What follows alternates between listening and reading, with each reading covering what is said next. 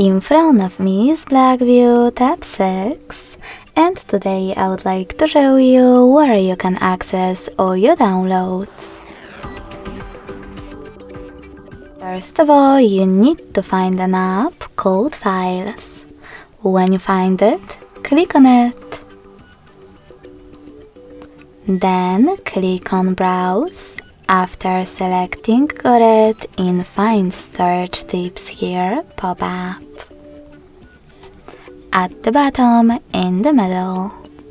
Lastly, scroll down just a bit and click on Downloads category.